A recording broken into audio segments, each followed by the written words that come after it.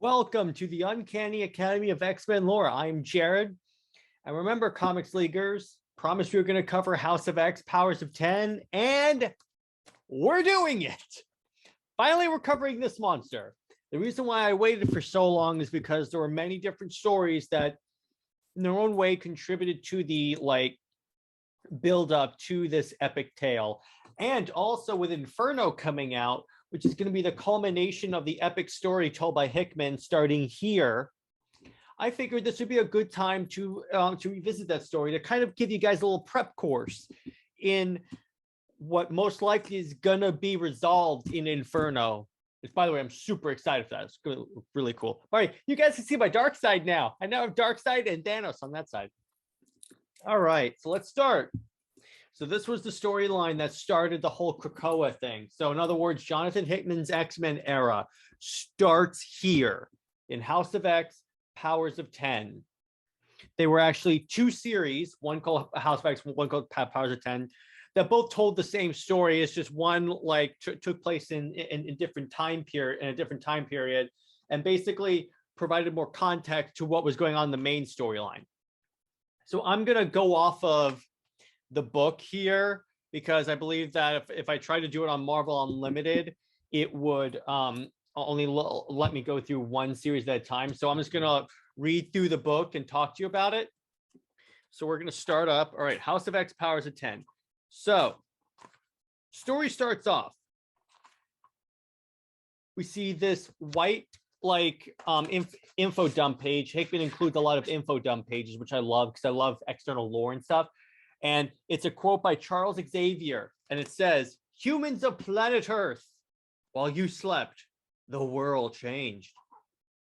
Now you may be thinking, what does he mean by that? What does he mean the world changed? Let's move on. Then we open up.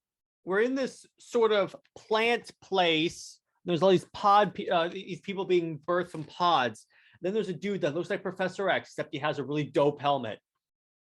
And he says, "To me, my X-Men." So we're like, what the hell is going on here? So now we're starting House of X issue 1. It opens up with a select few of the X-Men's spreading these flowers all over the world. Maybe wondering what these flowers are? They'll be explained later. So then we go to what's called the Jerusalem habitat. We see all these ambassadors from all these different countries arrive. And apparently they're supposed to be meeting with the mutants. So what happens is that these Stafford Cuckoos show up. Now the Cuckoos, so they're basically clones of Emma Frost. Like they're basically clones made from her eggs. So they're basically the Emma Frost clones. So anyway, they say, "Oh, the ambassador will see you now." The Cuckoos bring the world ambassadors in. The ambassador of Krakoa is Magneto. So everyone's like, "Wait, aren't you bad?" So then they also discuss what the flowers of Krakoa are.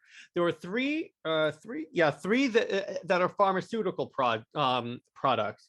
One to expand the human lifespan by 5 years. Another one that's a super drug, and then another one that cures like Alzheimer's. And then we have three more plants. One is a gateway, so it's like a portal. Another one is a habitat. It builds basically a house anywhere. And another one is a no place. It says this is virtual. It's a non-natural occurring property habitat place. Oh, it's a cocoon tumor. The no place will be explained later. All right. So then we open on Jean Grey. She's bringing some X-Men through the portal, through one of these gates. And then they say, "Oh, don't worry. Everything will be all right on the island." And then we have that we're starting to see various mutants interfacing with Krakoa, like Cypher. Cypher's a mutant who his power is he understands any language. Whatever the language is, he understands it. I think is a pretty dope and very useful mutant power, if I may say so myself.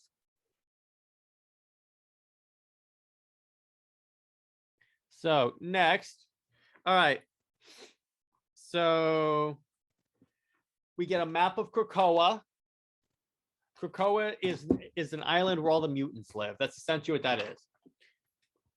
Then we open up on this spaceship that's approaching this ring facility on the sun, and we see all these different intelligence agents, like some from AIM, some from SHIELD, some from Hydra, and these are basically all the people in those organizations that hated mutants, and they are called, I will get to what they're called. And also led by someone named Karima, who's also an Omega Sentinel. She's basically a human that's been turned into a Sentinel, and Sentinels are robots designed to kill humans. And then they also discover what this ring world is doing. It's building a mother mold. Now, what a mother mold is, it makes master mold Sentinels. Now, what do master mold Sentinels do? They make Sentinels. So the whole idea is that if this mother mold comes online, there'll be an infinite supply of Sentinels. So then we go to, okay, the organization is called Orcus. It's made up of people from AIM, SHIELD, Strike, Sword, Alpha Flight, Hammer, Armor, Hydra. Basically, anyone in the intelligence community that hates mutants is in this organization. So then we open up on what seems to be the Brotherhood of Mutants. And by that, I mean Mystique, Sabretooth, and Toad. They're apparently conducting an information robbery, and they break out. Then apparently they're on the clear until the Fantastic Four show up and start pummeling them. We also learn in one of the info dumps about damage control, and damage control is basically the cleanup of all these superhero battles. So anyway, back to the ambassadors. So the Cuckoos and Magneto are meeting with the world leaders, and they're giving them a tour of some of the Krakoan facilities, but not the island of Krakoa, because as it turns out, only mutants or humans that are allowed to can go to Krakoa. So that's a really important rule that is never broken and never can be broken. So next thing, basically the Magneto are taking all of the is taking all these world ambassadors throughout like the Krakoan portal system, and then one of them asks, "When are we going to Krakoa?" And then Magneto says, "Oh no, you're not. No human can ever go to Krakoa. That's one of the main rules of the island." So then we cut back to the Fantastic Four find the Brotherhood. Toad and Mystique make it through, but Sabretooth is stopped by Sue Storm, who puts him in a force field. And then Cyclops comes through and he's like, "Hey guys, what's up?" So Cyclops is like, "Oh hey Ben, I heard you got married. Mazel tov, brother. How's everything, guys? Everyone okay? So can I take Sabretooth now?" So then Mr. Fantastic is like, "No." And then Cyclops is like, "Fair enough, we'll get him anyway." So then Sue Storm is like, "Are you guys okay?" Because she makes a reference to something that'll happen later on in the story. Like I said, the story jumps around in the timeline a lot. She makes a reference to like Professor X talking in everyone's mind. Anyway, we'll get to that. Then we get another info page on what an Omega level mutant is. Now, for those of you that don't know, an Omega level mutant is basically a mutant whose power level, there is no limit to what they can do. Like an example is Magneto. He controls metal. Storm controls the weather. Professor X, mind. Hope Summers, power manipulation. Like there's so much, in other words, there's no limit to what they can do, essentially. So back to the Jerusalem habitat. So we discover, so the Cuckoos also have Emma Frost's telepathic abilities. So they're reading their minds and like, by the way, Magneto, these are not ambassadors. One's the head of the Chinese State Security Office. Another one is is an ambassador, but he bought his ambassadorship with his private sector pharmaceutical money. And then someone else is a Red Sky senior operator who would have never agreed to our terms. And then one of them pulls a gun on Magneto, and Magneto just disassembles it. He's like, okay, guys, here's the way this is going to work. We're gods now. You're going to have to get over it. And this is a big departure that I think, and it'll be a big theme throughout the storyline. And it's a big departure that Hickman took from traditional X-Men storylines, because now the X-Men are not taking anyone's BS. They're essentially like, we exist, get over it. Either get with the program or stay the hell out of our way.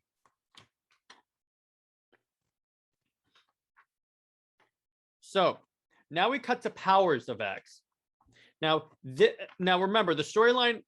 So the X-Men story, House of X, Powers of 10, takes place in 4 timelines. I know. I'll try and make it as not convoluted and confusing as I can. The story is not convoluted at all, I don't think. It's just I'll be very cognizant of my explanation, because once again, we are marketed to people who don't know that much about comic books. So I'm working on that. So first we have X1, X0, and this is like Professor X when he first has his dream of mutant kind working together with humankind.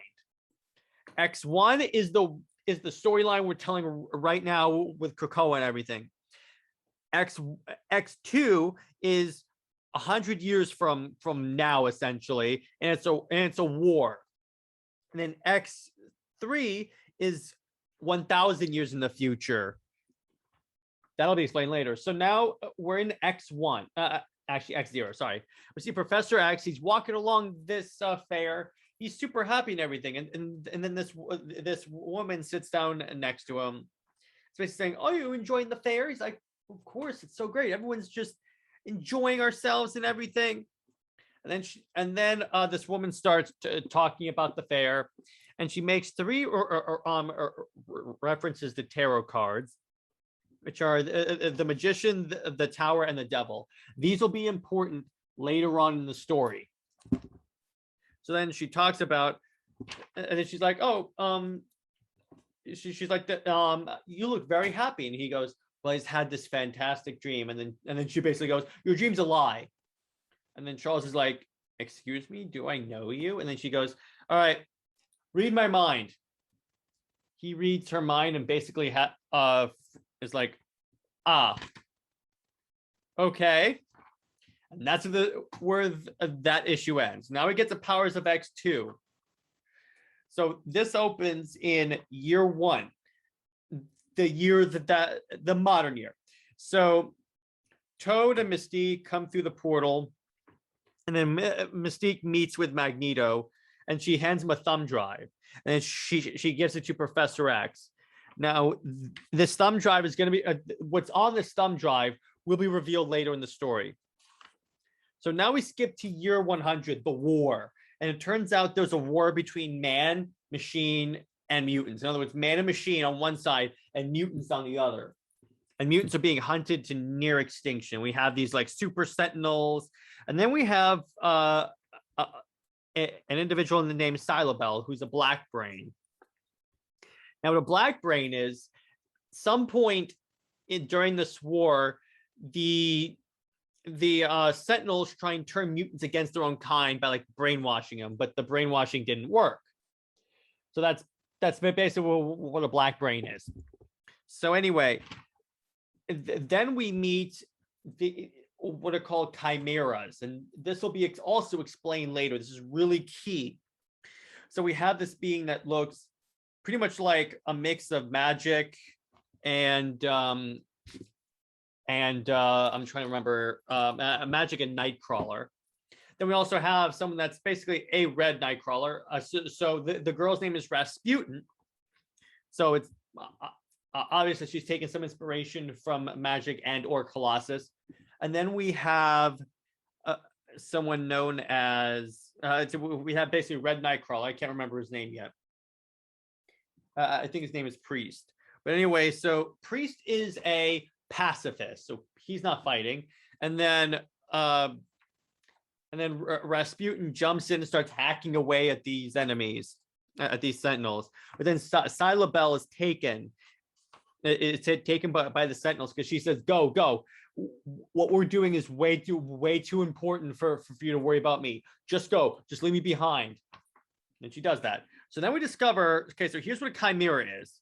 And this is created by the X-Men villain, Dr. Sinister. So what Sinister did is he took the DNA of like select mutants and combined them into one being and created like a person that has like multiple mutant powers. It's kind of like, because in ancient mythology, the chimera was like a creature that was made up of different animals. In other words, the X-Men chimera, it's like let's see, Rasputin is like the one of choir of Rasputin, which I'm guessing if it's metamorph, it's probably I should say magic. Then we have someone named Bane. Then we have Pride, Kitty Pride, so she can go intangible. Then we have Laura Kinney, yeah, for the healing factor. So then we cut to a sort of fortress with a big ass tower. Remember, I told you that would be important. And that woman that I was talking about will be important too. So then we meet Nimrod. Nimrods are basically super intelligent super sentinels. And he's meeting with an Omega Sentinel. And then the human soldiers bring Silabel in. And then basically Nimrod basically puts Silabel in this tank that's supposed to break her down on a chemical level so they can get the information that's in her mind. And apparently this process will take a long time. It could even take 1,000 years. So then we get to I'm trying to see if there's any important information here. Broken, they were inefficient hundreds of them run over modified version. Okay, it's basically the explanation of black brains. So the black brains are basically variations of hounds, and these hounds were ineffective. So the Sentinels created the black brains, but the black brains defected. So basically, Rasputin and Priest are going through this portal, and they're talking about how much of a coward Priest is. So then what's really cool is that Rasputin goes through this portal and gives her report. And then standing there is Wolverine, some type of dude that looks like Groot, but it's actually like Krakoa. Then a green Magneto, and then Zorn. And then Wolverine goes, all right, come on, the old man's waiting. And then we get an explanation about how there's so few surviving mutants. And then we cut to year 1000. And it appears that Silabel is still breaking down, first off. And then Nimrod is a little like sentinel-like creature. And he's talking to this blue being. And he's saying, wish we had more time. It wasn't supposed to be like this. So what we discover is that this blue being walks into this little outcropping and finds what's called the preserve, where there are humans, where I believe there are mutants. There are preserved mutants, in other words. It's just like a nature preserve. And they're saying, and this person is saying, I have to learn what I can before we're ascended. That'll be explained later. So now we get to House of X, Chapter 3, The Uncanny Life of Moira X. And by Moira X, we mean Moira McTaggart. Now, Hickman's doing a bit of a retcon here. So in the beginning, so before House of X Powers of 10, Hickman said that Moira was a human that sympathized with Professor X, but it turns out she's a mutant. So here's what happened. So at age 13, and that's around the point where mutant powers manifest, because remember, they start manifesting at puberty, Moira got really, really sick. But then the next day, she was totally fine. And she just went through her life, married, had kids, and had a wonderful life. Then she died of old age. Then, here's the way this works. She woke up as a baby in her mother's womb, but fully aware, meaning she knew, she has all of her memories from her past life. So what happens with Moira, here's her mutant power. When she dies, after she manifests the mutant powers, she resets her life. In other words, she goes right back to the beginning. So it's not like she is reincarnated. She goes back. And then, so at her second life, that's when she first sees Charles Xavier. giving the speech saying, I'm a mutant. Then she gets in a plane to go see him, and then he crashes. And then in the third life, she becomes more of a scientist, and then she flies and goes and sees, I believe she goes and sees Professor X, but she's bored by him, becomes a scientist all on her own, and creates a cure for mutantdom. And then we cut to later, and she's met by Mystique and her wife Destiny, and they're talking about how you can't how you basically screwed everyone because you invented this cure. And then Moira McTaggart's like, this cure was just for the people that didn't want their powers. And then Destiny's like, do you really think that the humans would give you a choice? Do you really think that they would just choose, or would they just tell you, you can't have powers anymore, you're too much of a threat? So basically, Destiny says, here's what you're going to do. I know your power is, so we're going to kill you, and you're going to reset, and then you're going to devote that life to mutantdom. Now, you better behave, because my power is precognition. I can see the future, so I know who you are. And if I know who you are, I can kill you when you're not, before you've manifested your powers. Because guess what? If I kill you before you turn into a teenager, guess what happens? You don't reset. So you better shape up. So in Moira's next life, her fourth life, she hangs out with Charles Xavier and falls in love with him. And then we get the traditional timeline that we just went through. That's why I read through these stories. We have like the original X-Men, the first storyline. I remember I read this earlier. Then we have Giant Size X-Men #1. Then we have Avengers versus X-Men. And then she's killed in the Sentinel attack. Now in her next life, she goes and sees Charles Xavier and says, well, listen, humans and mutants can't coexist. We have to go find somewhere else. So Charles Xavier takes all the mutants, and they go into this dome world, completely isolated from humans. Sentinels come and kill everyone. And then in her seventh life, she becomes a Black Ops agent and decides to kill everyone associated with the Sentinel program. But she keeps failing. So then she goes, screw it, I'm going to go to Magneto. And then so this is during her eighth life. She goes to Magneto and gives him the message that mutants are going to be wiped out. Magneto takes nukes to the White House, not unlike his appearance in Giant Size, I believe it's like the original X-Men or Giant Size X-Men #1, only to be beaten by the Avengers and the X-Men. And then Moira dies in prison. This time, she goes straight to Apocalypse. And then the war against the machines happens, and then she resets. And then we get a repeat of her telling Charles Xavier about her, to talk to Charles Xavier about the life. And then we get a timeline, which is, we get all the timelines of her lives. I'm not going to go through this because I basically gave you the in a nutshell storyline. So now we're in X0, year 1. This is after Moira has communicated Charles Xavier telepathically. What we find out is that she telepathically showed him all the lives that she lived, and is basically telling him, your dream is BS. It's not going to work. So then Charles Xavier decides, okay, I'm going to change it now. So they go to Island M, and they talk to Magneto, and they basically go, okay, Magneto, I need you to trust me on this. I know we are friends.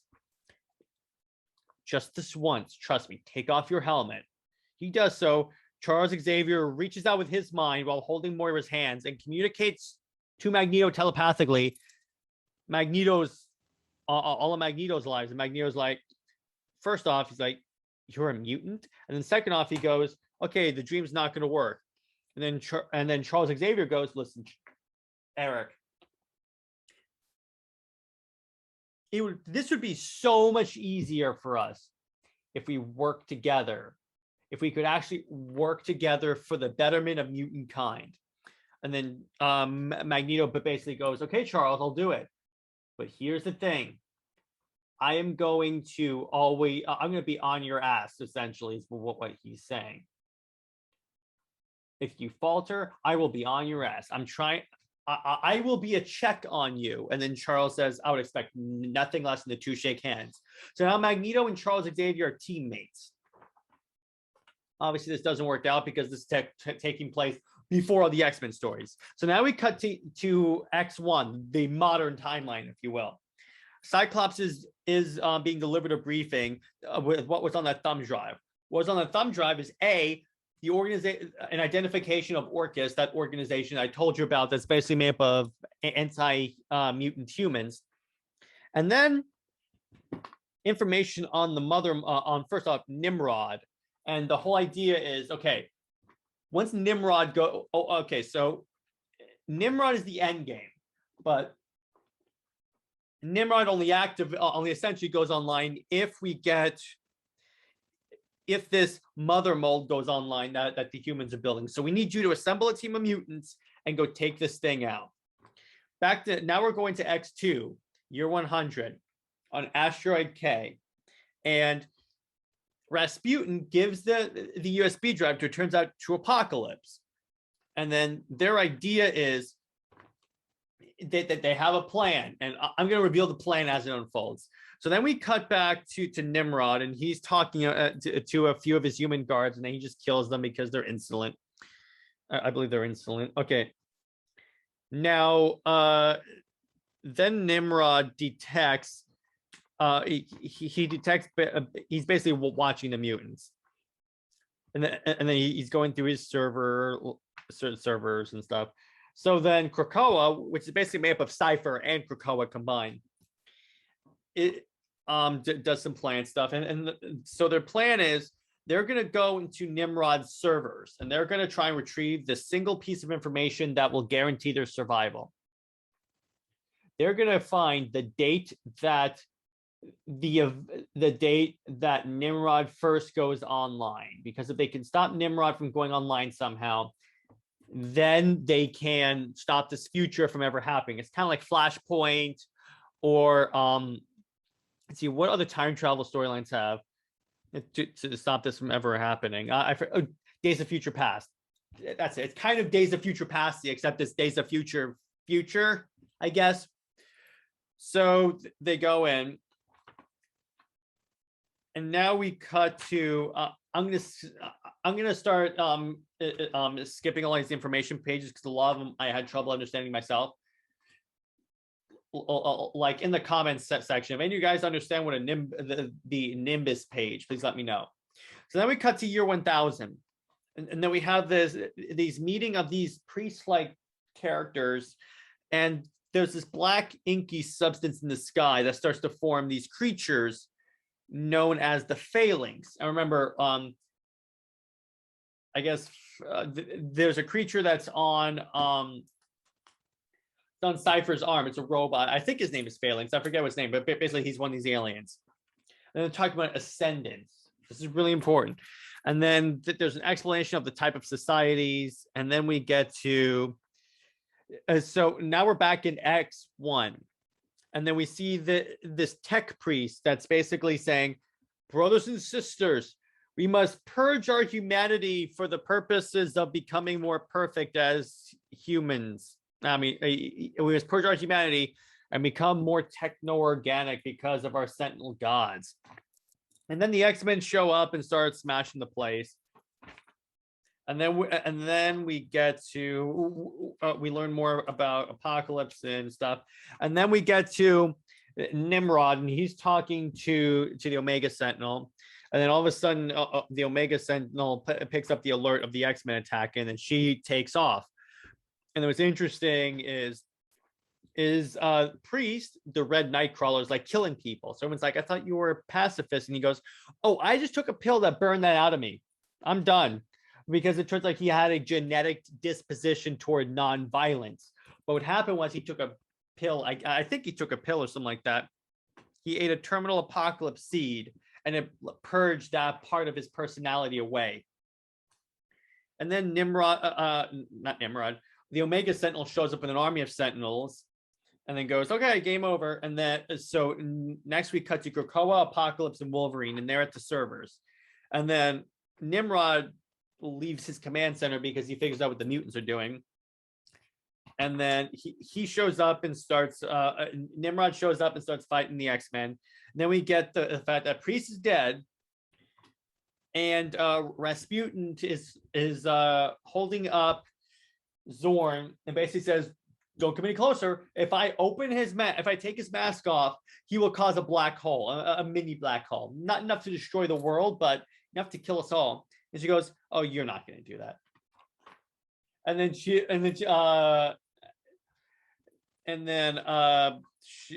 opens the mask and just kills herself, Zorn, and the Omega Sentinel. And next we have the purpose of this operation was to retrieve a data crystal. And this data crystal holds very important information, like when Nimrod goes online and what events lead up to it. Remember, this is very important. So then he tells Wolverine, "Dude, you're messed up from that explosion. You take this back, I'll hold him off." And then Krakoa creates a portal, and then Wolverine goes through it. And then Apocalypse gets his ass kicked and is killed. And then what happens is, so Wolverine opens this casket, and turns out it's Moira. It's the Apocalypse Moira from when she teamed up with Apocalypse. That was X1. And she goes, "Listen, Moira." He downloads the crystal into her, and basically and she goes, "Okay, so now what?" And he goes, "I'm just supposed to send you on your way." And then he kills her. Because remember, when she dies, she returns to her birth, except she has the memories of her previous lives. So she now has this information. And this is where we get lives 9 and 10. Life 10 is what we're in right now with the life 10 is the modern time. Life 9 is what we just went through. Next, we get to House of X. So now the Cyclops is like, "I got a team together. We're all set. We're going into space, into a space station to take it out." So the team is made up of Wolverine, Husk, Angel, Monet. I forget what her name is. I think it's Penance or something like that. Jean Grey, Nightcrawler, and Mystique. They hop in a jet and take off. And then we cut to what's called Project Achilles. And actually, first we get an information page that's basically talking about the evolution of a Sentinel. Then we get, I guess, a timeline of Sentinel activities. And then we get an explanation of what Project Achilles is. Project Achilles is basically a supermax designed to hold and try superpowered individuals. This is where the human government took Sabretooth. And then all of a sudden, and then Sabretooth is like being all indignant and everything because he's Sabretooth. Then Emma Frost rolls in with the Cuckoos and goes, "Oh yeah, he's coming with us." So your government, so we're a recognized country of the UN. And also, it's been established that the United States government has granted all mutants diplomatic immunity. You can't try Mr. Creed. He's coming with us. So they take him and roll out. And then Emma Frost actually turns back and goes, you could tell yourself that you tried to stop us. That's fine. We don't care. And then we get this dope page that's like a sort of index of the Cohen language, because there'll be parts of the storyline that'll be in Cohen, like the signs that are like on doors and such, and some of the language. And I actually translated a few of this. It was really fun. So then we get to the Master Mold Forge. Actually, it's the Mother Mold Forge. And then they talk about why it's taking so long to get the thing online. Because at some point, if they wait if they open it too soon, it will go full Skynet and kill everyone. So they have to wait for the right moment. Then they detect basically the X-Jet. It's a modified Shi'ar class scout ship, and then they start firing on it, and they go, "Oh, great, the X-Men's here." And then they say, "Okay, we got a team of Sentinels on the moon that are on their way here." I think they're on the moon. Are they on the moon? Oh, they're in a fixed position between the sun and Mercury, so they're on their way. And they decide, okay, we're gonna have to take out these mutants. So then the X-Men send Kurt Wagner in as basically recon. So he teleports in, and then he teleports back and say, "There's an Omega Sentinel with them." So the X-Jet docks, and then the husband of the doctor who runs this facility detonates his gun and blows up the X-Jet. This is where it leaves us. So then we cut to that we have a little sheet that basically details all of the atrocities that the humankind has inflicted on mutant kind.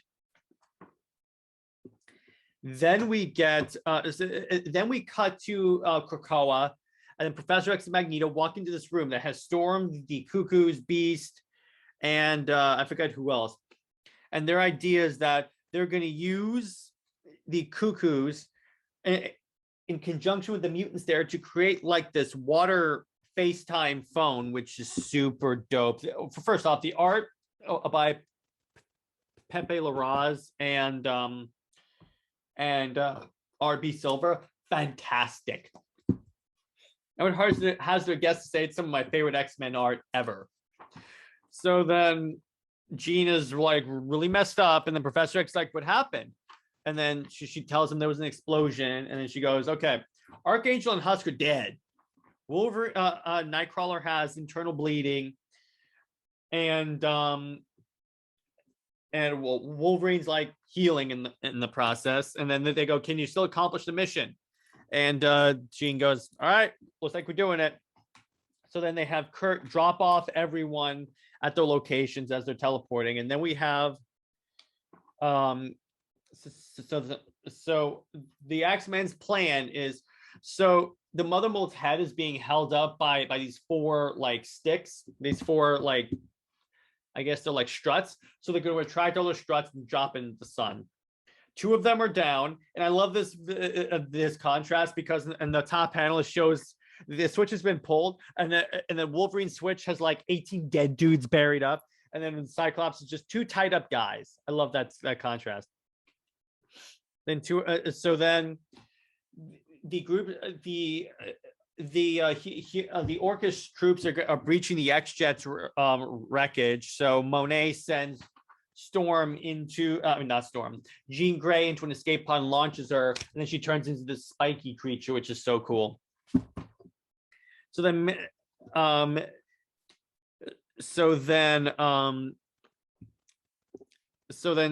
Cyclops pulls his switch, and then Mystique is in the process of pulling hers when the window's opened by the Doctor, and she's pulled into space and dies. So then, thing is, they need one more thing to turn. Well, first off, the humans go, okay, turn it on. Turn on the creature. That's it. Because let me put it this way. If it kills us, it kills us, but at least it kills the humans. We don't have a choice right now. So then they start turning it on, and then, all right, so they know it's coming online, and Professor X tells Scott, listen, bro, you got to take that strut out no matter what. And then Wolverine and Nightcrawler are like, hey, we can get to it, but we're not coming back. So just get out of here. So what Wolverine and Nightcrawler do is they teleport into space. Nightcrawler is instantly incinerated because they're next to the sun, and Wolverine just claws out and just starts hacking at the strut. And then the head with Wolverine, and it falls into the sun, and Wolverine dies. And then Cyclops is running to the to escape pod where he's killed. And then the Sentinels arrive and kill Jean Grey in her escape pod. So now the X-Men are dead. And I was reading this. I was like, okay, so they killed everyone? The heck is going on here? And then we cut to year one, to X-Zero. And then Magneto and Professor X are meeting with Mr. Sinister. And their whole idea is, okay, so a little background on Mr. Sinister. His whole thing is genetics. So he has DNA for like every single mutant. So their idea is, we're going to cut you in on this deal. You're going to be at Krakoa with us. We also need your DNA like reserves because we have an idea. And this part is building to something. So then we find, okay, so, and then we cut to, again, we're in X1, and Professor X takes Cypher to Krakoa and basically introduces him to the island and says, okay, here's what we're going to do. I want you to make the Cohen language. Actually, first, there's a story.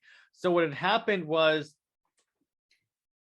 there was a sword so Krakoa used to be like 2 islands, but it used to be larger, and then a sword came up and cleaved the island in 2. One was called Araco and one was called Krakoa. Then from within the beasts emerged and started killing everyone. So Apocalypse, yeah, he's a immortal, and his 4 horsemen went to war and basically saved the world. Except what happens that Araco and Apocalypse's family and his original 4 horsemen were trapped in this alternate dimension. So that's the storyline. And then Professor X goes, okay, Cypher, I want you to stay here and create a Cohen language. And Cypher's like, it's going to take me a while to do that. And he's like, don't worry, we have all the time in the world.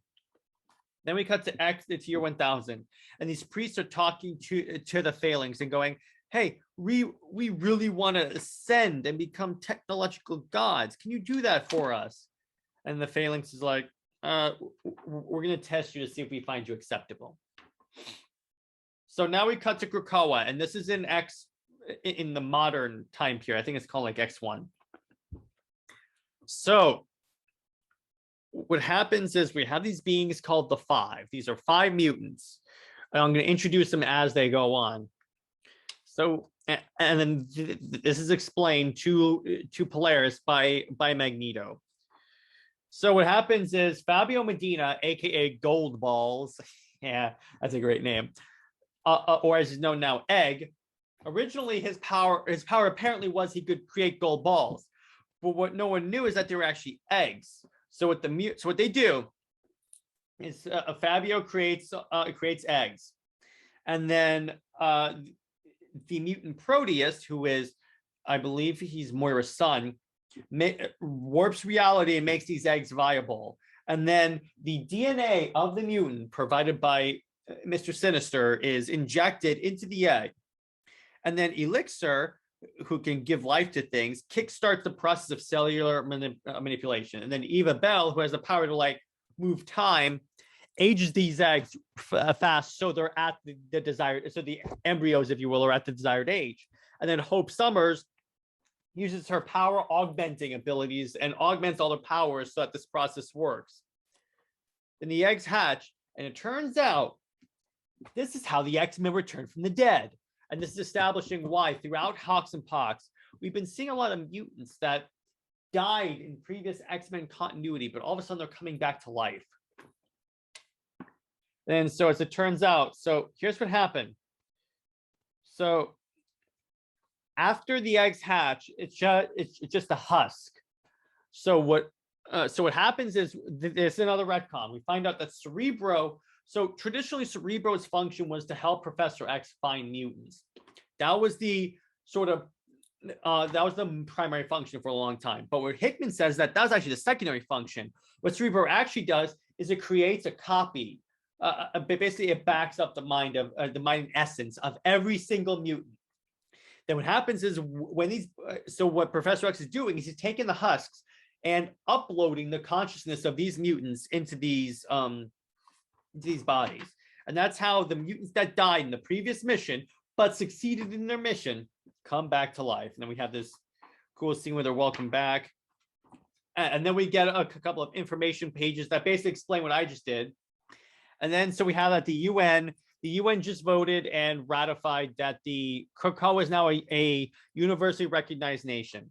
And it turns out that, all right, so what they imply is, so a few of the nations were like on the fence or were going to vote against it, but all of a sudden they changed their mind at the nth time. And it's implied that Emma Frost basically mind controlled the world leaders into saying yes.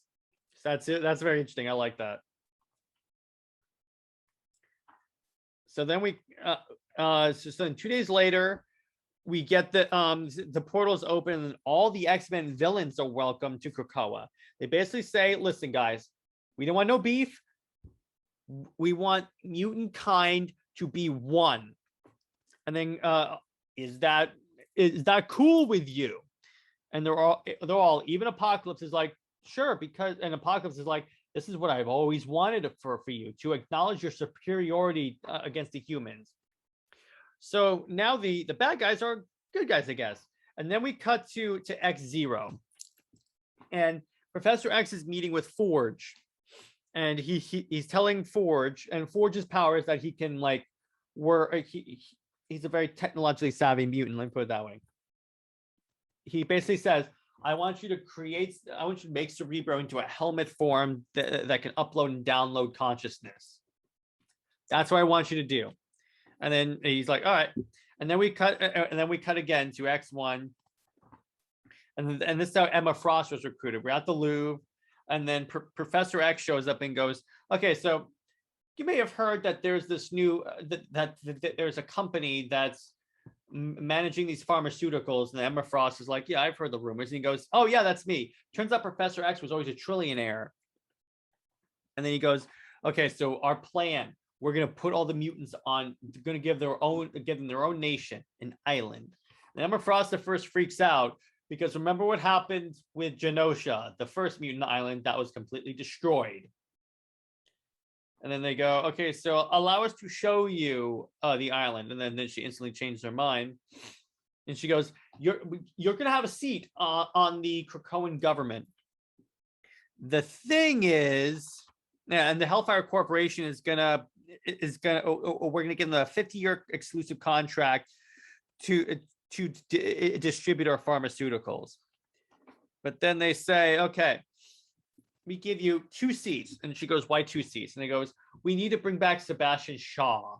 And she goes, but I just got rid of him. She basically wiped his mind. And he goes, you're going to handle trade with the nations that have recognized us, but he's going to handle trade with the other nations. So she goes, all right, well, I'm going to need 3 seats. So they go, okay, you can have 3 seats on the Quiet Council. That's their government. And then basically Professor X sends this message out that basically is communicating to all the mutants. Come to Krakoa. We have a home for you. He goes to Namor. And then Namor's like, do I really look like the type of person who doesn't think he's superior to everyone else? Back off. And that's why Namor is not in any of the X-Men comics. Then we cut to X3, the year 1000, and the Phalanx basically say, okay, you can be assimilated, and then they destroy the priests, because what they do is they destroy them and then add them to the collective, kind of like the Borg.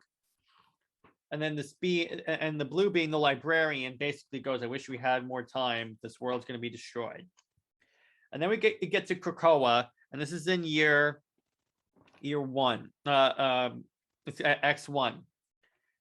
So we're in what's called the No Place, and this is the last plant that I talked about way in the beginning of this episode. Turns out this is where Moira McTaggart lives. No one knows about it, not even Krakoa.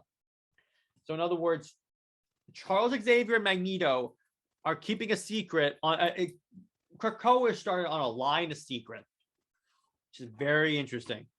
So they're like, okay, Charles. So first off, Magneto goes to Charles. Okay, in the past, whatever past we had, all of our fighting, all of our anger, that's gone. Fresh start. We're allies now. Through and through, we are brothers and we are allies. And then this is showing that what the Invisible Woman was referring to in the beginning of the story. Professor X puts the Cerebro helmet on for the first time and sends out his message to everyone on Earth. He basically goes, people of Earth, I had this dream, and my dream was that the mutants and humans would be able to work together in harmony. But you screwed that up. I've come to understand that you'll never accept us, no matter how hard we try. You will never accept mutant kind. So back when I was naive, basically, I would have just given you these drugs, but now you're going to have to earn it. You're going to have to trade with us like any other nation would. He basically goes on and says, all the mutants have diplomatic immunity. They always have a home here, every mutant.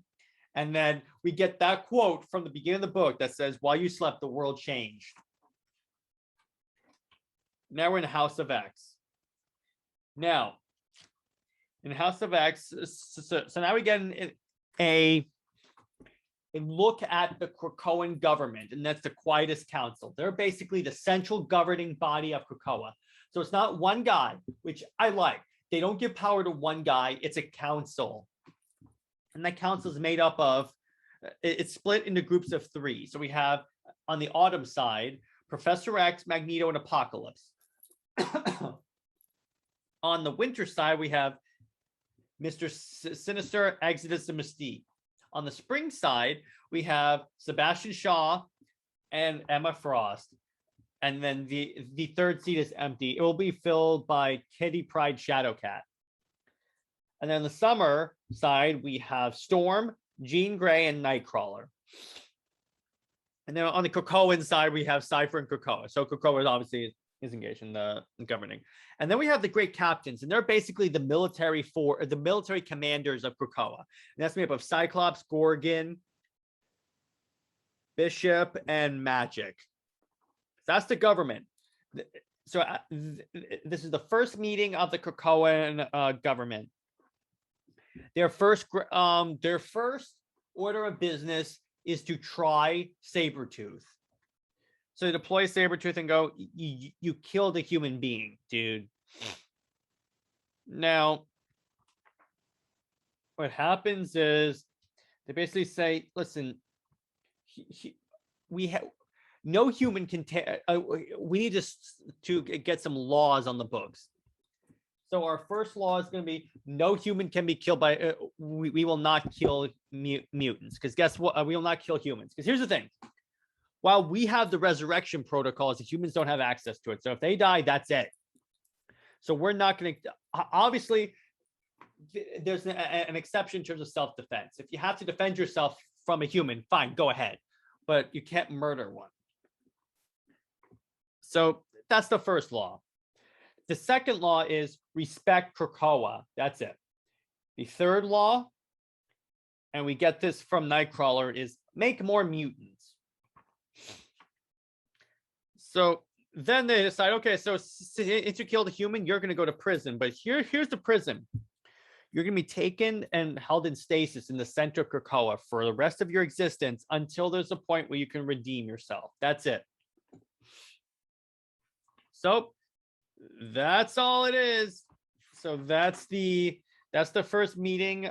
That's the trial of Sabretooth. And then the mutants leave. The council adjourns, and then they have this big party to basically celebrating that the nation is now a nation. We have like it's really cool scene because Dazzler is a character that can turn sound into light. So Siren, who's basically like Black Canary, shows up and like blasts her with like sonic energy, and then Dazzler used her power to basically create the fireworks over Endor, basically, because that looks just like Endor. And then we get everyone like cracking open a beer, having a good time.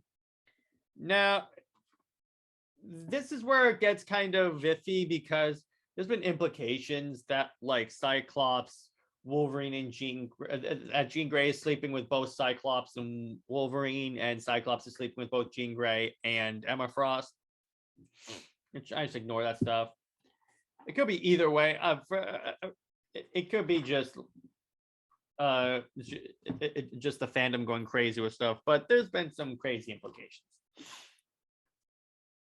So, and then we have and Professor X and Magneto are looking over this party and they go, "Look what we made." Oh, wait, it's Moira. And then we cut to Powers of X and we get that same scene again. It's the exact. It's basically a reprint of the comic from before. And then we see what and then we cut to year 1000. The librarian goes into this habitat and then is attacked by a mutant, and then the mutant is like cast aside, and then Wolverine goes, well, you do realize that they're just attacked because it's their instinct.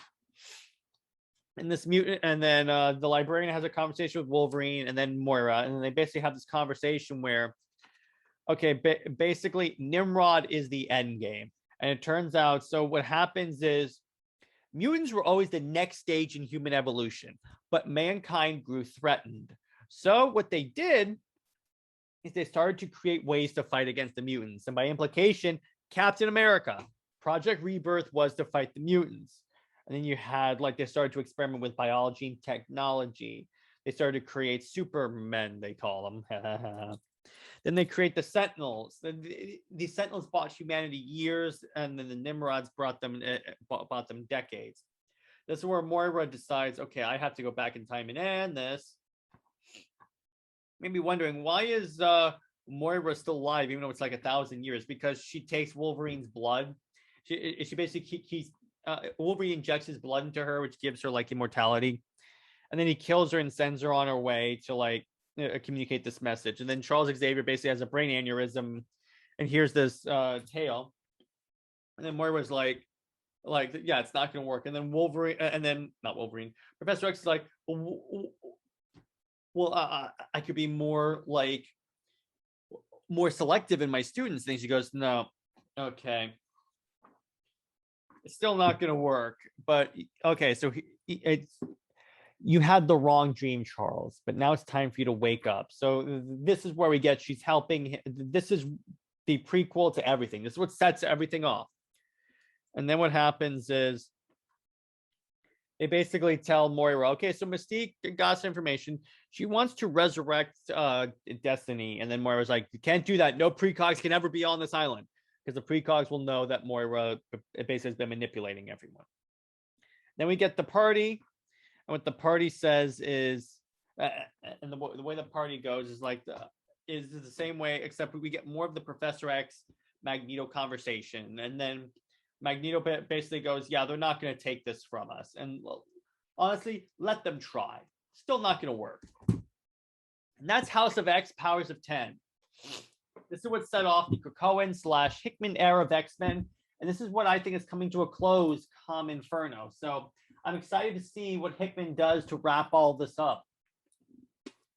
I gotta be honest, I heard this story that when it actually happens, like he had this big epic 3-part story, but he got voted out of his own tale. That's rough. Thanks a lot, Marvel, one of your many screw-ups. But I mean, it was a pretty dope era. I loved it. I love a lot of what Hickman's done. Hickman's one of those writers where you have to pay close attention to like every little detail in these comics. And I'm excited to see the references to Hawks and Pox that he makes in the next book. So that was House of X, Powers of 10. Honestly, I said this when I did my top 5 favorite X-Men stories. This is my favorite X-Men story, I think. And the reason for that is because I'm a political science nerd. I like all the political science stuff that's brought in here. The establishment of a nation state, the manipulating the UN, all that, them acting like realists. It's really dope stuff. And I like the idea of the mutants creating their own nation because it's about time. And yeah, that's how Hawks and Pox by Jonathan Hickman, art by Larraz and Silva. And it's a pretty dope story. As for next week on the Academy, we're working right now. Like tomorrow, we're gonna have a meeting with Tyler because Tyler's building our website. But we're also gonna have like a content meeting on what we want to do for the future.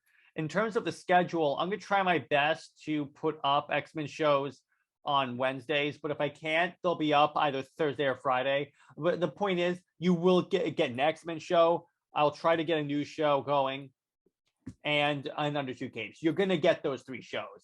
I'm just working in the schedule because I started school my last semester, so I really just want to make sure that I can devote the appropriate amount of time to school too. But once I figure out the schedule, I'll do a video and we'll talk about it. Anyway, what was your guys' favorite part of House of X, Powers of 10? What do you guys think of Hickman's era in general? Just drop in the comments and then we'll talk about it. And then next week, I'll probably talk about, I'm trying to think of what other X-Men topics I can talk about. Well, anyway, I'll come up with some stuff. And then Under Two Capes, Lad and I are going to have a good meeting, most likely talking about the Aliens versus Predator comics, or the franchise in general, which I think is going to be a pretty interesting topic. Those are some of my favorite movies. And I hope you guys enjoyed this episode. We will see you when we, hopefully tomorrow when we record. Anyway, bye-bye, everyone. Class out of session.